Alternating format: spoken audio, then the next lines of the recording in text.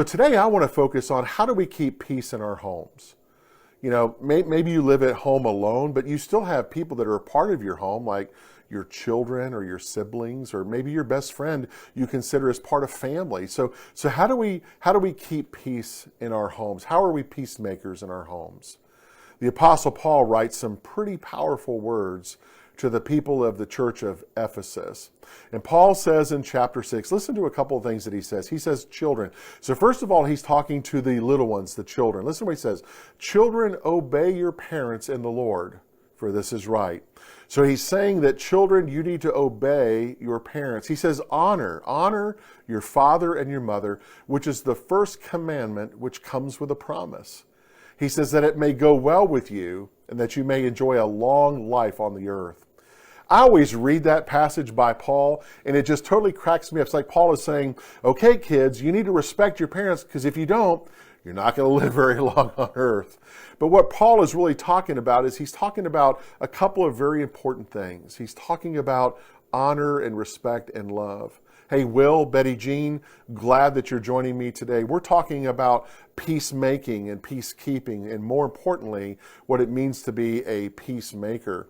Paul also writes in his letter to the Ephesians, he says, fathers. So now he's speaking to dads, okay? He says, fathers, don't exasperate your children.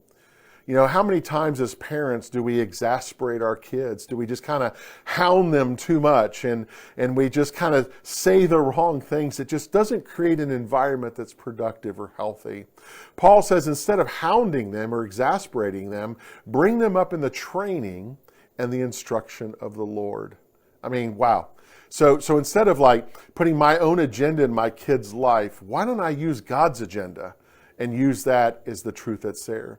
So how do we develop a foundation of peacemaking in our homes? Well, two words that Paul mentions here. Paul mentions in those two pieces of scriptures out of Ephesians 6, Paul says, and he focuses on two words, honor and judgment. Say that, honor, say honor, and say judgment, okay?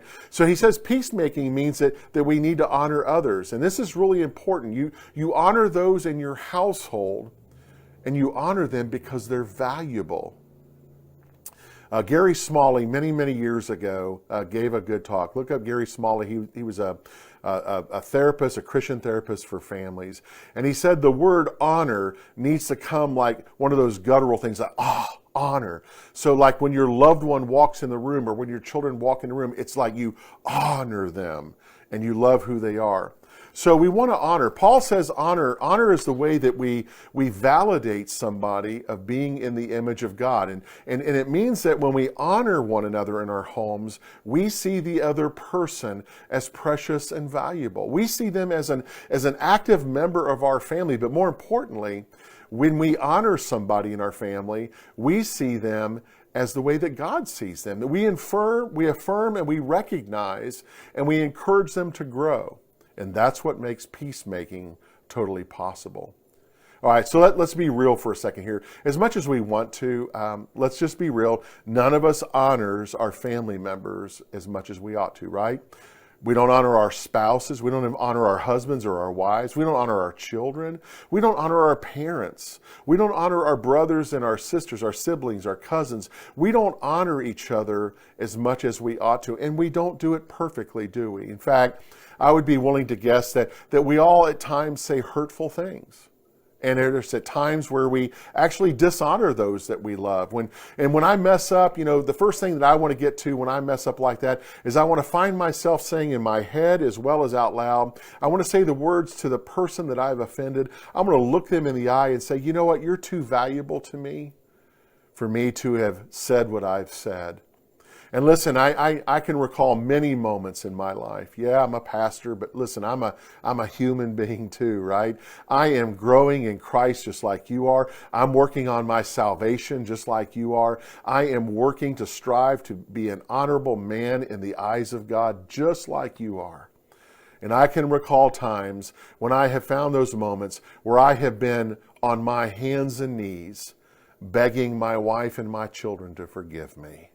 Forgive me because of something that I said to them, something that was unruly, something that wasn't honorable at all, but I just said it because I was upset or I was angry or the circumstance that overwhelmed me. Hey, Deb and Penny, maybe you're like me. Maybe that's happened to you sometimes. I know it happens to me all the time. And I found myself begging them. I find myself begging them to offer me forgiveness. So when I say hurtful things to people, what I've actually done is I have removed their value from them. I no longer see them as a child of God. I no longer honor them. So my confession motivates me to treat them more in a loving way. And that's what brings peace about our home, is acknowledging that we're not perfect, but not just saying, well, I'm not perfect, so forgive me for that, but actually repenting, which means in Hebrew to change direction. Repent means to change direction, to go into a different direction, and to bring honor to those and peace in your home.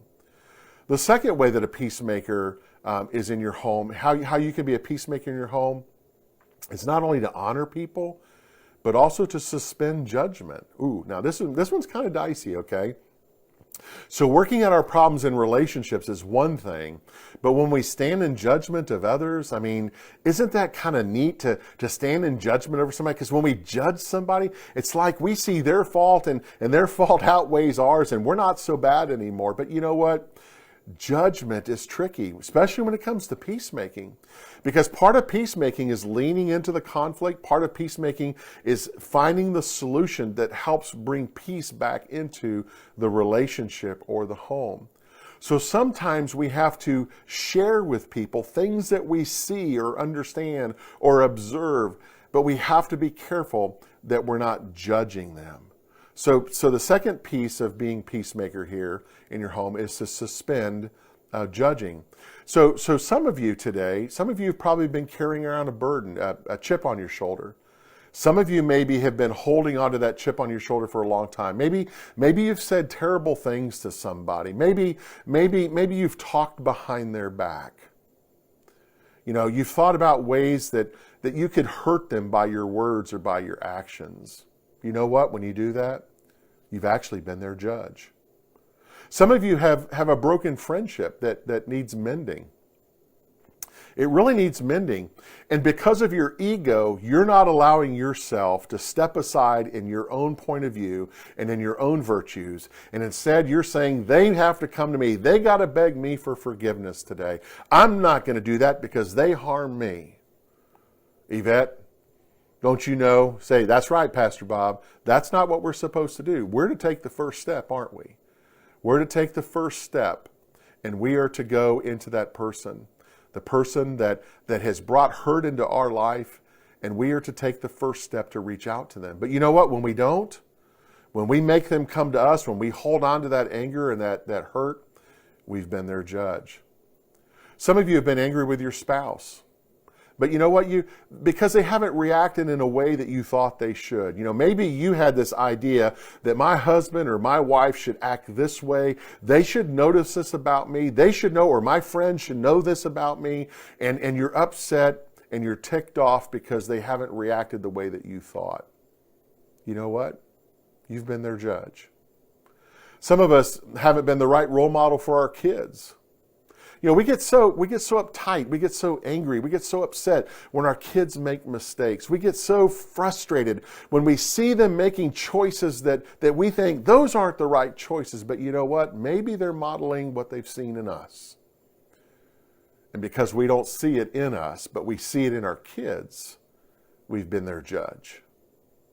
Some of you walk every day in a state of anger. Maybe you know the reason, maybe you don't. Maybe you're just ticked off every day and you kind of you can't see the silver lining of what life can bring.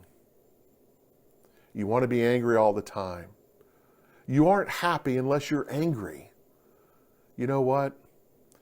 Stop being angry at someone. Stop being angry at yourself. Stop being angry at things. Stop being the judge.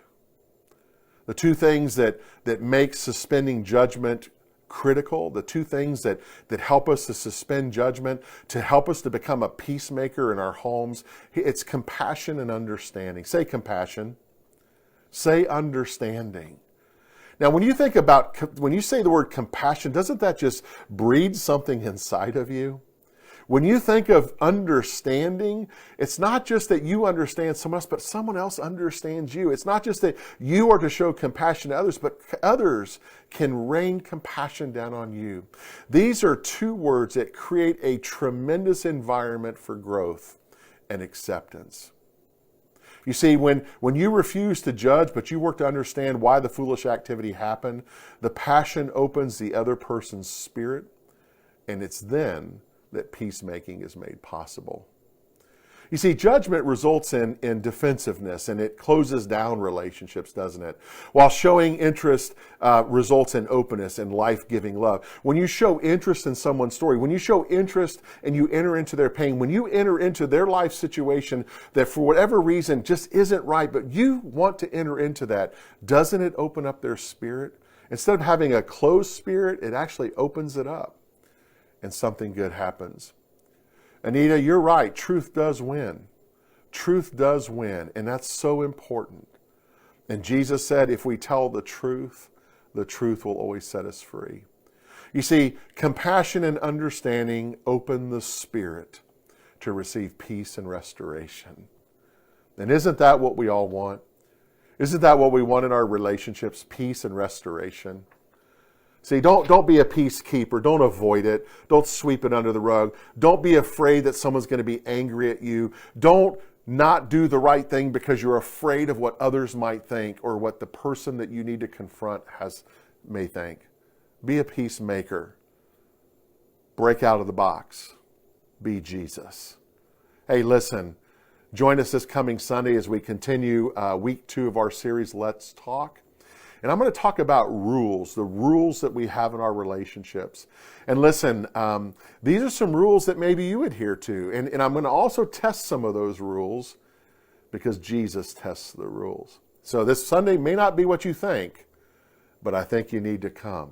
I think you need to attend. I think you need to join us live stream. However you can. Let's talk.